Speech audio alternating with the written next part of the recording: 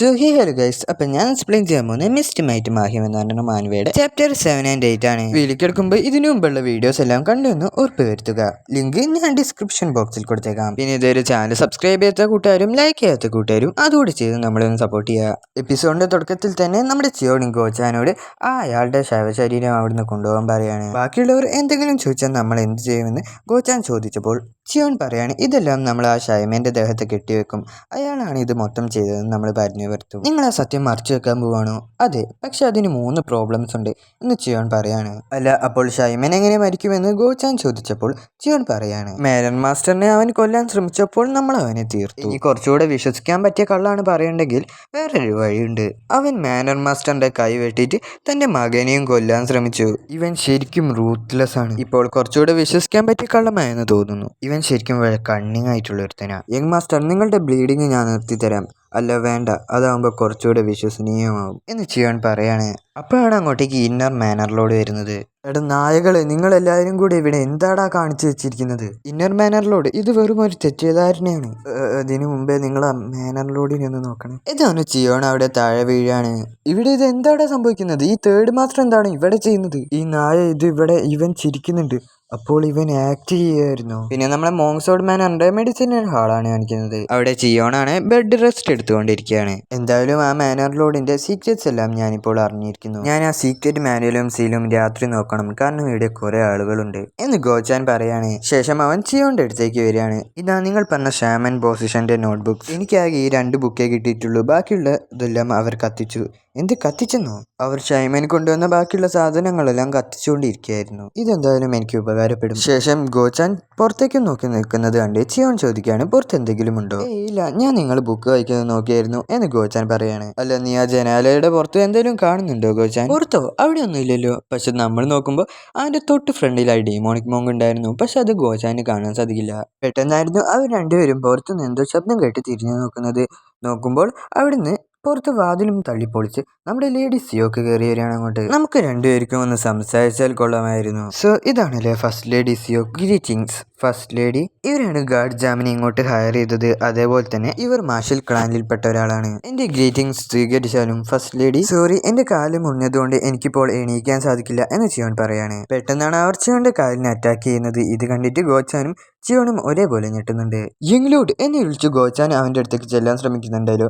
നമ്മുടെ സിയോക്കിന്റെ ഗാർഡ്സ് വന്ന് അവന്റെ കഴുത്തിൽ കത്തിവെക്കാണ്.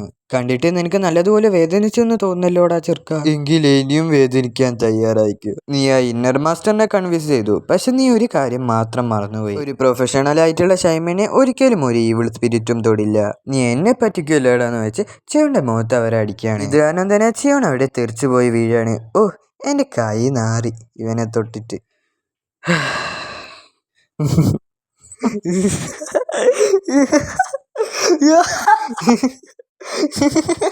ഇവനെന്താ, ഇവന്റെ ബോധം നഷ്ടപ്പെട്ടോ? എന്ത് ചെയ്യാനാ ഡീമോണിക് മോങ്ക് അന്ന് പറഞ്ഞതും അടുത്ത സെക്കൻഡിൽ തന്നെ ലിയോഡി സിയോക്കിന്റെ ബാക്കിൽ ചെന്ന് ഇറങ്ങിയാണ് നമ്മുടെ ഡീമോണിക് മോങ്. എന്നിട്ട് അവരുടെ സർവന്റിൽ ഒരാളെ കഴുത്തിന് കുത്തിപ്പിടിച്ച് മുകളിലോട്ടേക്ക് എടുക്കുകയാണ്. എന്ത് തരം ഡീമോണിക് പ്രസൻസ് ആണ് എനിക്ക് അനുഭവപ്പെടുന്നത്? സീക്രട്ട് മാനുവലും സീക്രട്ട് സീലും അല്ലേ നിങ്ങൾക്ക് വേണ്ടത് മൈ ലേഡി? അങ്ങനെയാണെങ്കിൽ നിങ്ങൾ ഒരു നെഗോസിയേഷന് വേണ്ടിയായിരിക്കും എന്നെ അപ്രോച്ച് ചെയ്തത്. ഇവൻ എങ്ങനെയാണ് ഇത്ര പവർഫുൾ ആയത്? പിന്നെ എനിക്ക് ഈ മാനർ മാസ്റ്റർ സീറ്റിനോടൊന്നും ഒരു താല്പര്യമില്ല. അത് നിങ്ങൾ എന്താന്ന് വെച്ചാൽ അയക്കോ. പക്ഷെ നിങ്ങളുടെ ഒരു മകന് മാത്രമല്ല ഇവിടെ മാനർ മാസ്റ്റർ ആവാൻ അനുകാരം ഉള്ളത്, ബാക്കിയുള്ളവർക്കും ഉണ്ട്. പിന്നെ നീ എന്നെ ഇങ്ങനെ ത്രെറ്റ് ചെയ്യാണ്, എനിക്ക് നേരെ സെക്കൻഡ് ബ്രദറിനെ കാണാൻ പോകേണ്ടി വരും.